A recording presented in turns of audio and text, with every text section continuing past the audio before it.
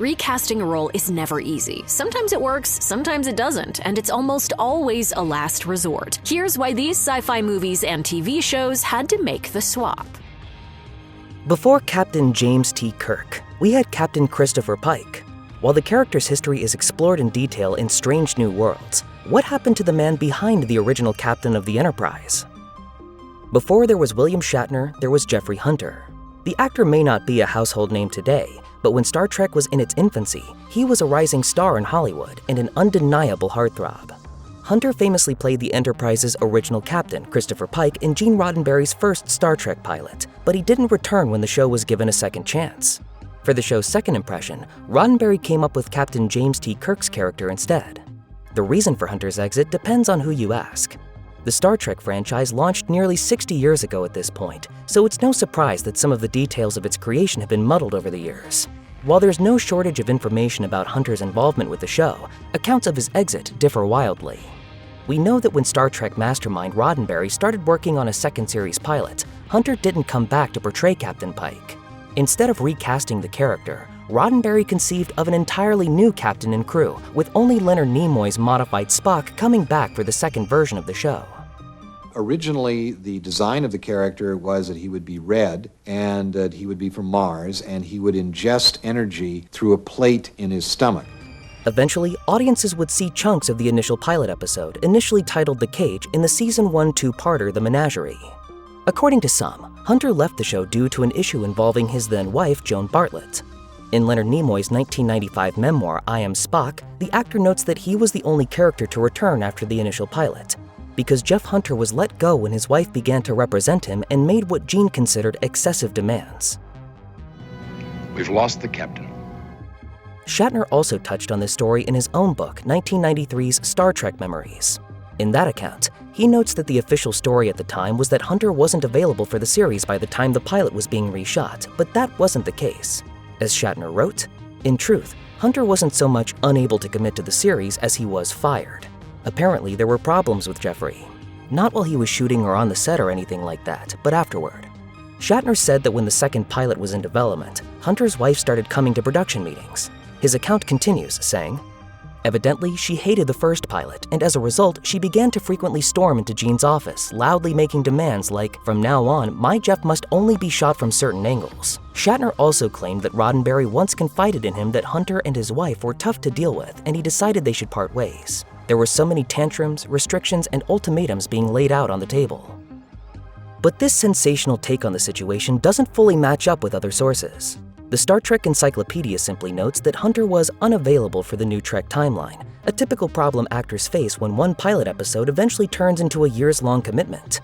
Another source, Brian J. Robb's A Brief Guide to Star Trek, states that NBC didn't like Hunter's casting, and that, coupled with the actor's hesitance at committing to a full series, meant that he ended up dropped for the second pilot. Other first-hand accounts shed even more light on the story told by Shatner and Nimoy. The Trek blog Fact Trek obtained audio of an interview featuring Oscar Katz, who was executive vice president for Trek company Desilu at the time of the second pilot. At an early fan convention, Katz told attendees that Hunter hadn't actually seen his Star Trek pilot by the time the show was set to make a second one. Still, the studio was desperate to keep him on board after spending over $500,000 on the footage that featured him previously. Katz explained, before he resigned, he wanted to take a look at it. A screening was set up where Gene and I think Desilu executive Herb Solo was there, in a very large screening room at Desilu, invited Hunter in to see the menagerie. Katz said that Hunter and his wife screened the episode, and he could tell from the whispering between them that one of them didn't like what they were seeing. Katz later got word that Hunter didn't want to do the show anymore, but thought that this was a negotiation strategy. Katz told the business affairs department to try to keep working with Hunter's agent. Katz recalled, weeks went on. Our business affairs department and his agent were miles apart, and finally we were running out of time, and worse than that, our tempers were getting short. One day I said, well, forget it, we'll sign another lead. Forget the $645,000 worth of film. Yet another account from Herb Solo told E! that Jeffrey Hunter didn't show up at all. And in walked Jeffrey Hunter's wife, without Jeffrey Hunter. Is Jeffrey coming? No, Jeffrey isn't coming. I'm seeing it for him. Solo, in producer Robert H. Justman's book Inside Star Trek: The Real Story, also repeats that Hunter didn't show up for the screening, but his wife did. As the end credits rolled and the lights came up, Jeff Hunter's wife gave us our answer. This is not the kind of show Jeff wants to do, and besides, it wouldn't be good for his career. Jeff Hunter is a movie star. At least one detail of this account is incorrect, as the book called Bartlett Sandy when her nickname was actually Dusty. But there does seem to be one primary source proving that this screening happened, with or without Hunter. Fact Trek found an invitation from Roddenberry to Hunter, in which the Trek creator wrote that the network was interested in the show, but were, quote, a little afraid to do something this unusual. Roddenberry seemed to be trying to convince Hunter to give the show a chance in the letter, as he continued. In any case, I think it is important that you see the film.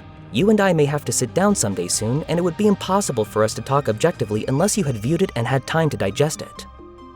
A later letter from Roddenberry to Hunter, featured in Star Trek Creator, the authorized biography of Gene Roddenberry, shows that Roddenberry got the news that Hunter passed on the project secondhand.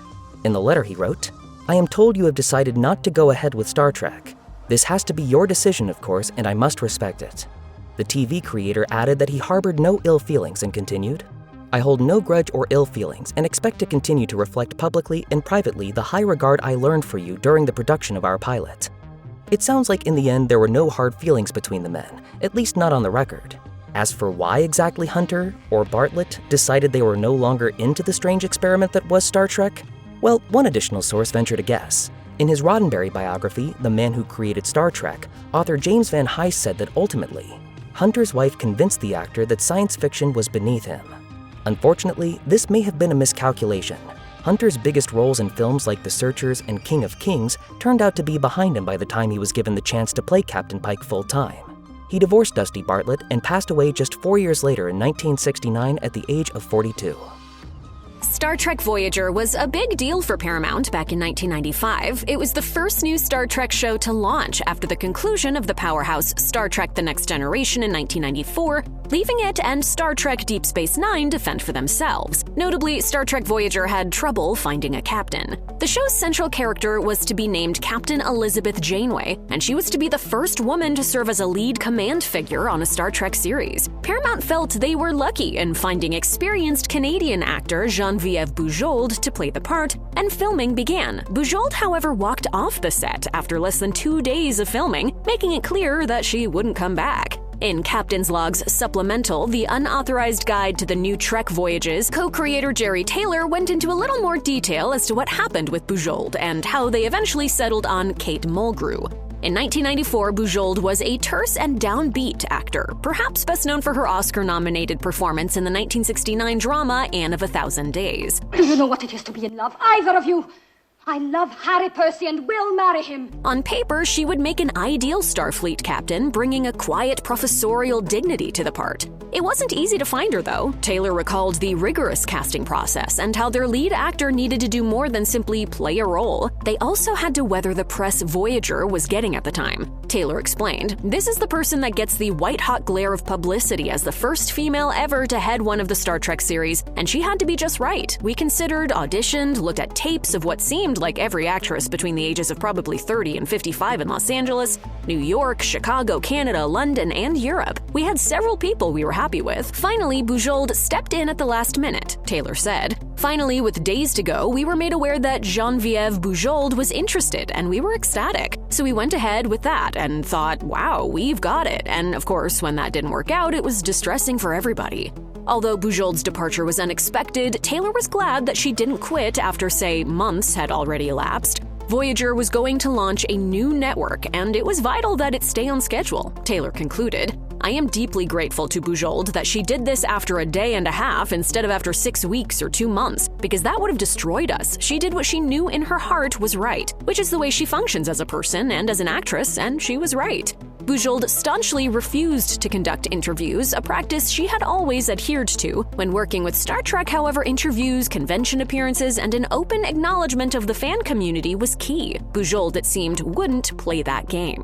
She also wasn't able to bring any energy to Captain Janeway. The leaked footage of Bujold on set reveals a curt, kind of boring version of the character. She was quietly contemplative rather than boldly authoritative.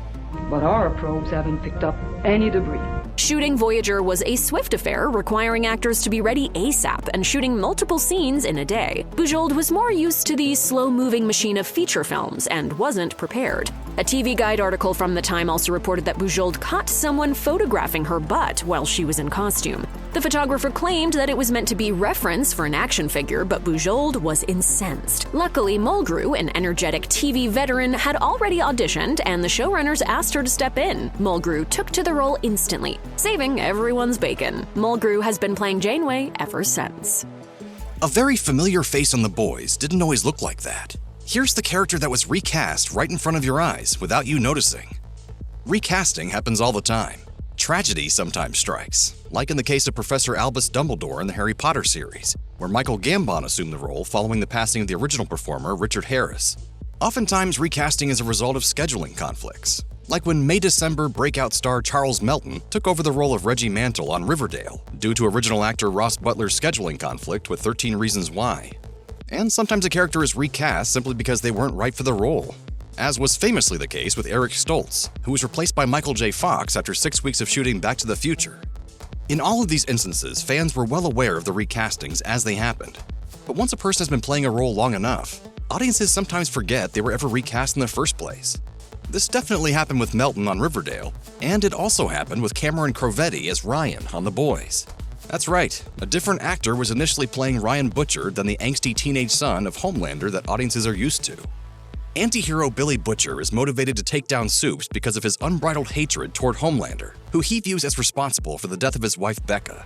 In the Season 1 finale, however, it was revealed that not only was Becca still alive, but that she was raising her son Ryan in private, as he was conceived as a result of Homelander assaulting Becca. Ryan was played by Parker Corno, with blonde hair and bright blue eyes, the all-American apple of Homelander's eye. But when the show returned for Season 2, Corno was out and Crovetti was in. So what happened? The Boys was Parker Corno's first professional credit, with IMDb listing his only other credits as Dutch Kid No. 1 on the 2019 show Impulse, and the role of young David Arnold in the 2022 film Burden. This is to say that his acting resume doesn't allow for a strong showcase of his potential talent, and given the increased presence of Ryan Butcher in the subsequent seasons, the actor playing him needed to have some serious acting chops. Corno may be a very talented young actor, but without a resume to show that he can truly handle the material, the Boys' creative team likely needed to hedge its bets on someone with more experience. Enter Cameron Crovetti. While Crovetti looks quite a bit more like Becca than he does Homelander, he's got an imposing resume. Before joining the Boys in 2020, Crovetti had some high-profile credits to his name, and those have only expanded in the years since. He and his brother Nicholas played twins Josh and Max Wright on the HBO series Big Little Lies, something the pair would do again as twins Elias and Lucas in the American remake of the Austrian horror film Goodnight Mommy. He's clearly very comfortable working in genres that boast violence, anguish, and buckets of blood.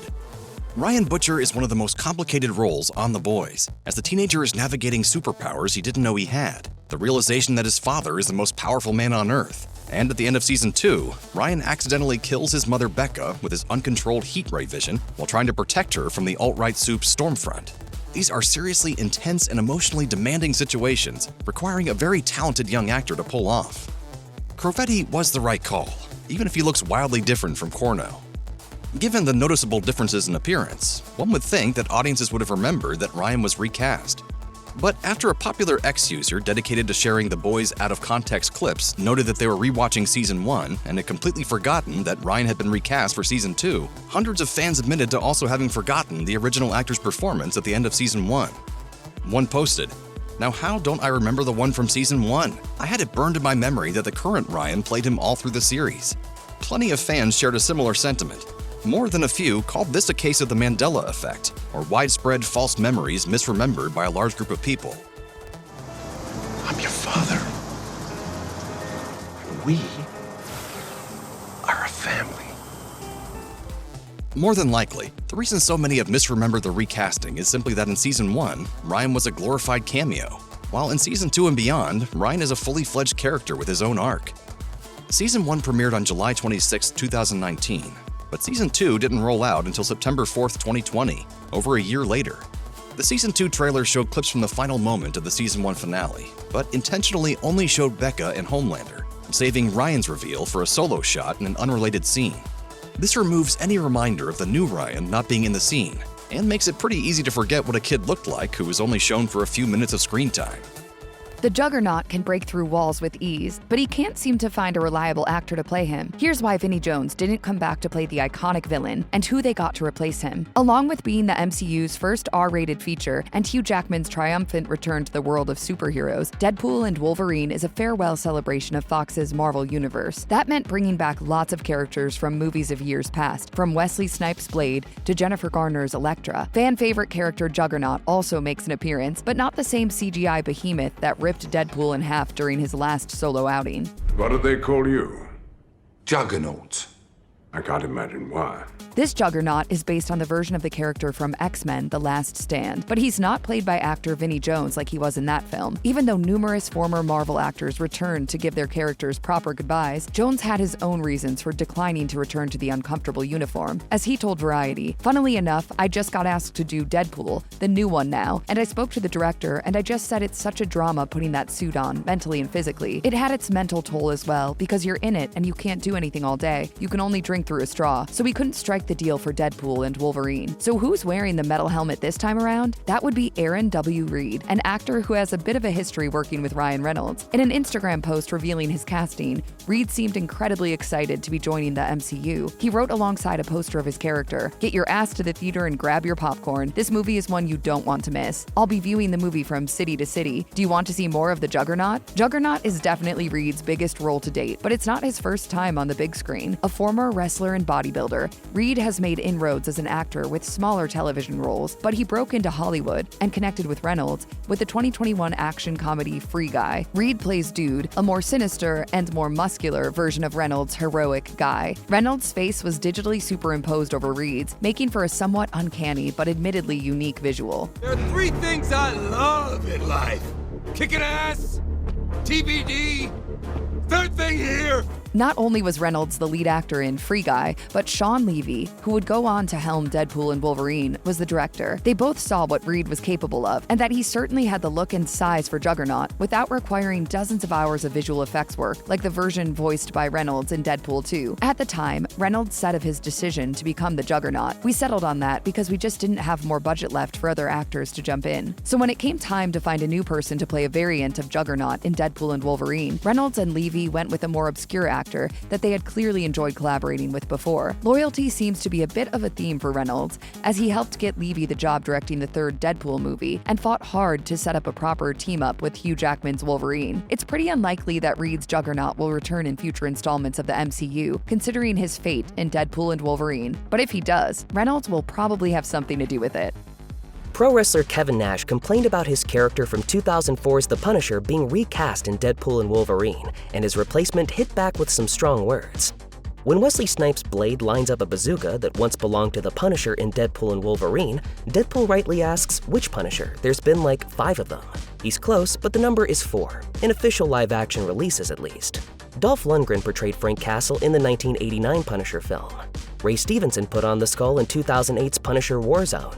John Bernthal has been in the role since first appearing in the Netflix Daredevil series in 2016.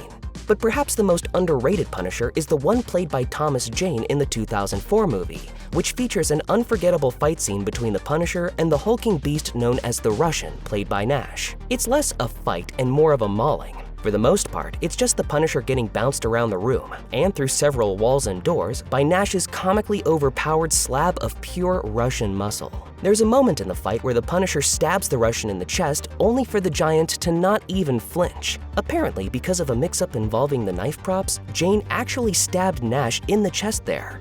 Both actors have spoken about it since. I take one in the collarbone. So, you know what made it worse? Because he was so nice about it. He just sat there, looked at the knife, looked at me, shook his head. Nash only appears in that one scene, but it's highly memorable. The variant of the Russian played by veteran stunt performer Billy Clements in Deadpool and Wolverine doesn't get showcased to the same extent, but he does get to go toe-to-toe with Channing Tatum's Gambit for a bit. Nash has made his feelings known about the choice to cast Clements in the role he had 20 years earlier. He doesn't like it. On his Click This podcast, the former WWE World Champion commented on the situation. That looks nothing like the character I played. That looks nothing like the Russian. It looks like they gave somebody a favor. Nash added that he was not trolling for movie roles at the age of 65, going on to list all the things he hates doing on movie sets. Nash was apparently not directing his ire specifically at Clements either. His podcast co-host, Sean Oliver, misidentified the actor playing the Russian as Canadian WWE star Kevin Owens at first. Nonetheless, Clements, a prolific stunt performer whose previous credits include Dune Part 2, Tenet, and Fast X, understandably took issue with Nash's favor comment and responded in a video posted to Instagram. The British stuntman and actor, who also appeared in the movie as the driver of Pyro's Mad Max-like Void vehicle, began by praising Nash's take on the Russian. Firstly, I thought your character was amazing in your scene. The way you played it, I thought it was brilliant. I've seen it 100 times. As for his own version of the character looking different, with brown hair and a beard instead of Nash's more comics-accurate peroxide blonde do, Clements explained that there are variants of Wolverine who don't look like Hugh Jackman, and who are played by other actors. He said that his character is simply a different variant of the Russian. Moving on to why the dismissive comments had hit him so hard, Clements explained, You know, I really worked hard to get that role, you know. I trained 7 years, started from an extra, just at the bottom of the pile, you know. Clements said finally landing the role of the Russian after doing every audition he could was an honor, and that he was so proud to be playing a genuine Marvel character. He also revealed that he spent 3 months learning Russian and gained 32 pounds to really bring the intimidation factor to the role. While the Russian comes off worse for wear in his fight with Gambit, Clements could always return somewhere down the line as another variant. Nash could too. Maybe these two Russians could resolve their differences on the screen. A whole lot of X-Men show up in Deadpool and Wolverine, which is why it's easy to miss that some of them are played by different people. One of Wolverine's more formidable foes, Lady Deathstrike, is among them. But who's the person wearing the adamantium fingernails now? The first time you watch Wolverine face off against Yuriko Oyama, aka Lady Deathstrike, in 2003's X2 X-Men United, you might find yourself having a similar reaction to Logan. Holy More than 20 years later, the fight between these two super-healing adamantium skeleton individuals still ranks up there as one of the most savage mutant-on-mutant scuffles in any of 20th Century Fox's numerous X-Men movies. Despite being restricted by the film's PG-13 rating, this sequence manages to pack in plenty of painful moments, culminating with Lady Deathstrike's horrifying fate of death by liquefied adamantium injection. The fact that she had spent the whole movie being forced to serve the detestable William Stryker via mind control serum only adds to the greater tragedy of her character. In light of her graphic demise, it might have felt strange if Lady Deathstrike actor Kelly Hu had reprised her X2 role for Deadpool and Wolverine. Weird as it is to see Wesley Snipes' Blade in a Marvel action comedy that's well removed from the look and tone of the Daywalker's previous outings, it could have been odder still if Hu had been one of the many Marvel Fox alumni to cameo in the film. It's one thing when Tyler Mane returns as Sabretooth from 2000's X-Men and gets swiftly decapitated by Wolverine. His character is just kind of a jerk after all. Bringing back Hu to play a mutant who was cruelly denied her own free will and then butchered by Logan just to be defeated once again wouldn't have had the wistful fan service effect that Deadpool and Wolverine seems to be aiming for. Perhaps it's better then that a different actor played Lady Deathstrike in the film, giving an up-and-coming stunt performer a brief moment to shine in a superhero mega blockbuster. While Who's X2 co-star Aaron Stanford once again lights up the screen as Pyro in Deadpool and Wolverine, Lady Deathstrike is instead brought to life by Jade Lai. Lai has been working as a stunt performer in major Hollywood productions since 2019. In addition to doubling as Supergirl in 2023's The Flash, she's done stunt work in movies like Tim Burton's live-action Dumbo and Meg 2: The Trench, on top of TV shows like Game of Thrones and Lioness. Taking to Instagram to celebrate Deadpool and Wolverine crossing the $1 billion mark at the box office, Lai posted several behind-the-scenes photos showing off her practical metal fingernails in the film. She gave a special thanks to the movie's second unit director and supervising stunt coordinator, George Cottle, along with her hair and makeup team. She added, "Mornings I will never forget and are very special and loved every moment. We'll cherish all the amazing times on set with such a talented team." She continued in a separate post thanking Ryan Reynolds, Hugh Jackman, and director Sean Levy, writing, "I will never forget making box office records, with memories to last a lifetime, fights with true legends, and making childhood dreams come true." Kelly Hu is far from the only X-Men veteran who wasn't brought back for Deadpool and Wolverine, but at the end of the day, her recasting makes sense. It's likely that Lai's variant of Lady Deathstrike comes from a different universe, one where the character never got injected with liquid metal by Logan. That would make watching her fight Deadpool and his friends a much less painful experience. Chris Hemsworth may not have been every Transformers fan's first choice for Optimus Prime, but there was one important reason Peter Cullen wasn't right for the job. Peter Cullen will forever be whom many fans think of for the voice of Optimus Prime, and while Cullen's many performances as the Autobot leader make him inseparable from the character, he's not the only one who's played the part. We're Autobots. We're from Cybertron, a planet far from Earth.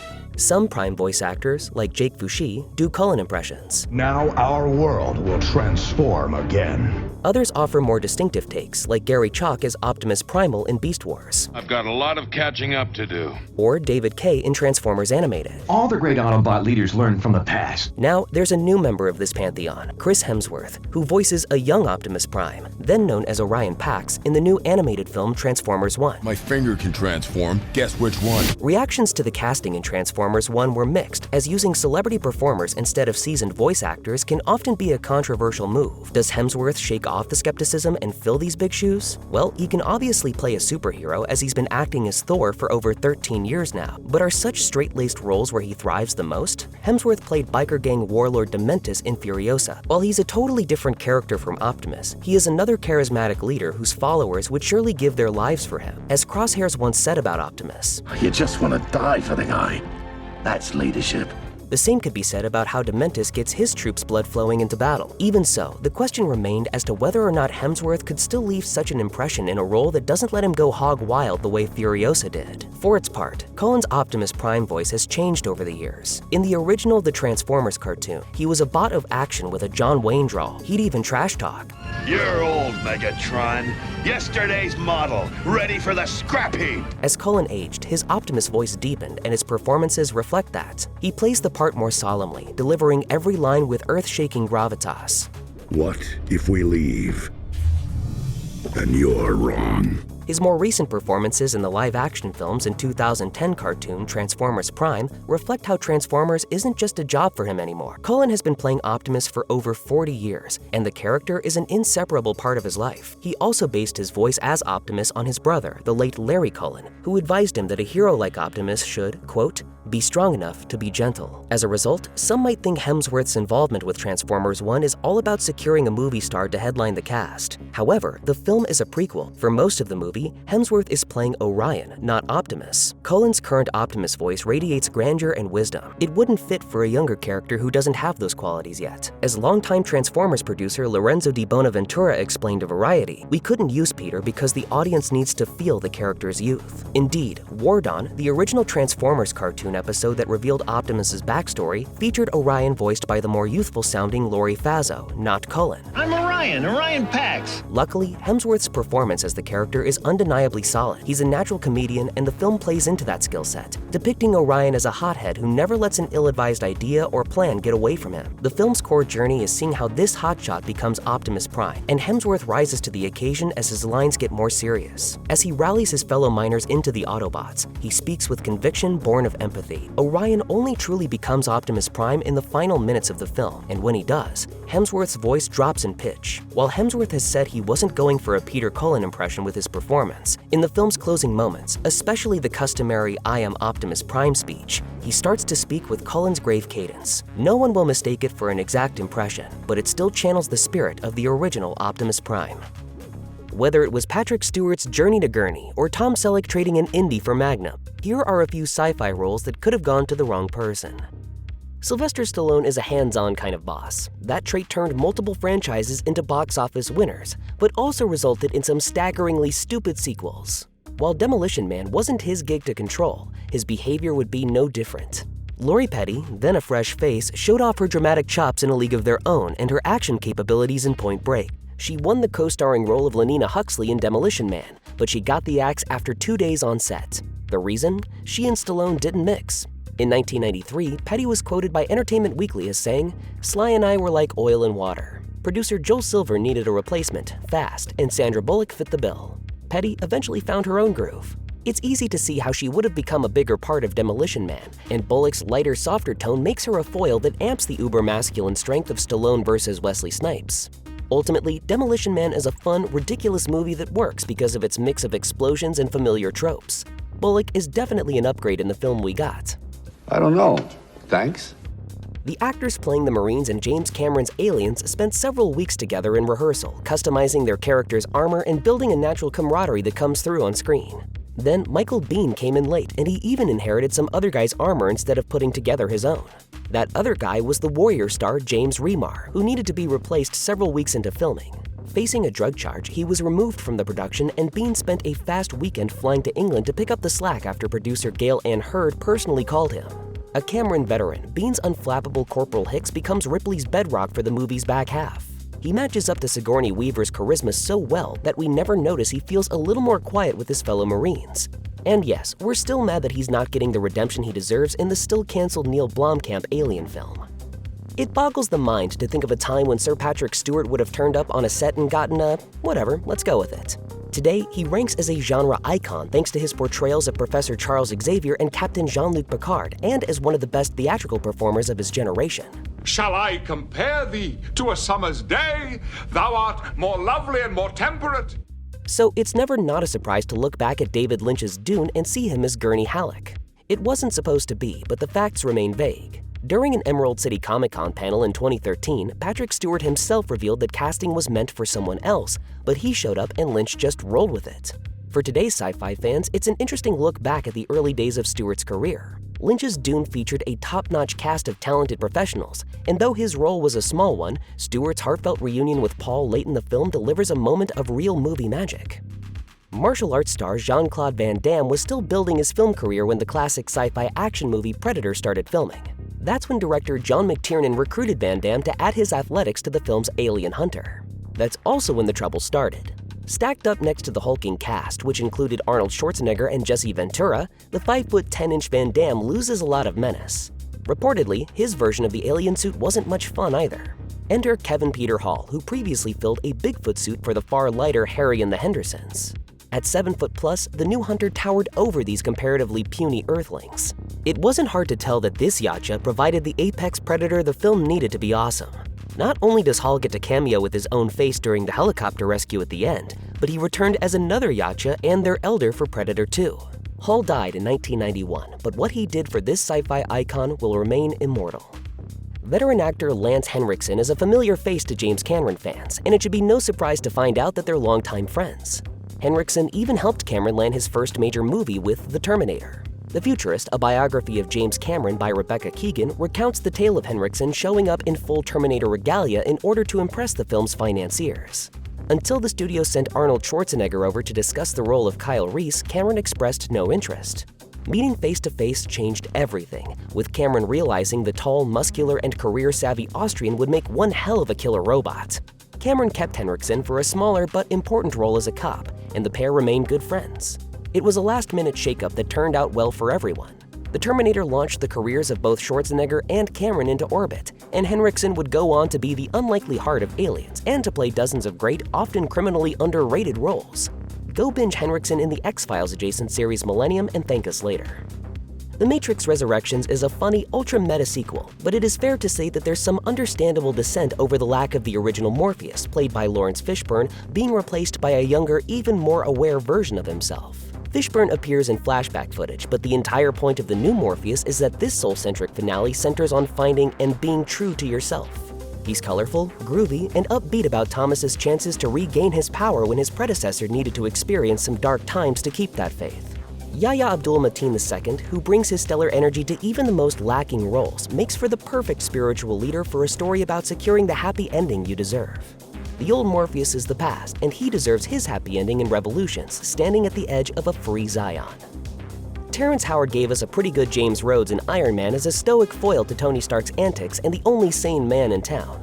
Howard didn't return for Iron Man 2, with the stated real reason being a dispute over his paycheck, which is an honest possibility. His departure came late in pre-production, however, and Don Cheadle had to sign on fast with little idea of what would come next. With no disrespect to Terrence Howard's solid film chops, the results were great. Cheadle takes Howard's stoic nature towards Stark and turns it into a lively unflappability that's sometimes the only thing that can deflate the billionaire playboy when he's running full steam. Colonel Rhodes is now Cheadle's signature role, not to overshadow his Academy Award-nominated work in Hotel Rwanda. For Star Wars legend Harrison Ford to get the chance to wear Han Solo's vest, he had to be the last-minute phone call after multiple A-listers, including Al Pacino, Christopher Walken, and Burt Reynolds, all passed on the opportunity. Just 2 years before he died, Reynolds vocally regretted turning down the gig. It was a decision that would also later help make Ford the final choice for Indiana Jones. That was a touchy situation, as George Lucas, who wrote the script for Raiders of the Lost Ark, voiced doubts to director Steven Spielberg about turning Ford into their go-to guy after Han's popularity took off. The original choice, Tom Selleck, couldn't get out of his contract for Magnum P.I. It's not hard to picture the Hawaiian shirt-wearing TV heartthrob searching for the Ark and fighting Nazis, but this twist of history ensured Ford's blockbuster future. Ford's competition turned out fine, of course. Reynolds left behind a legacy of classic movies and surprise TV appearances, and Selleck is still trucking with a thriving TV career while also explaining how our aging grandparents can make money off their house without losing it. If Star Wars taught us anything, it's that taking a percentage of a guaranteed moneymaker will feed your family for decades to come. Matt Damon knew that when James Cameron talked to him about his Avatar project, offering a 10% cut of the box office profits. But Damon was in the middle of a Bourne film with more on the way and had to decline. Sam Worthington, meanwhile, was a fresher Aussie face with nowhere to go but up. In between his CGI-heavy shoots for the sprawling Avatar franchise, Worthington left his mark on acclaimed miniseries like Manhunt Unabomber and Under the Banner of Heaven. It's also true that he lends a steady new guy humility that proves he was the right choice for Avatar. Dennis Hopper always gave everything to every performance. He was the sort of livewire talent that made the infamous 1993 Super Mario Bros. Movie even more watchable today, and that's saying a lot. It's a terrific attribute, but not always the right thing for a story. The Truman Show originally landed Hopper to play the god archetype director Christof, but he made a quick departure early in filming over creative differences with director Peter Weir, as reported by Variety in 1997. Ed Harris was brought in fast, and his version adds the quiet menace and absolute pressure on Truman Burbank's life that makes the movie unforgettable. Christof is, in the end, unable to descend from his directorial throne. All he can do is appeal in Harris's perfectly stony voice to Truman's fears. Excellent stuff. Spike Jonze's Her sees the reclusive Theodore, played by Joaquin Phoenix, help his voice-only AI assistant become her own person as she melds with others of her kind to achieve a technological singularity. It's heady stuff about the way our relationships enable us to grow as people. In any case, Her rides or dies on your feelings about Samantha's voice. She's Scarlett Johansson in full gentle purr mode, and that's pretty hard to resist. Hello, I'm here. Oh. Hi. But Samantha was originally voiced by Samantha Morton, an English actor with a sweet, earthy voice that comes through the best in her role as a troubled precog in Minority Report. It created a dynamic with Phoenix that didn't work for Jones, and Johansson redubbed the role in post-production. It's an upgrade that suits the intimate tone Ted is emboldened by to become a little more extroverted. In the end, the film rates as fascinating stuff that digs into the best of science fiction's potential.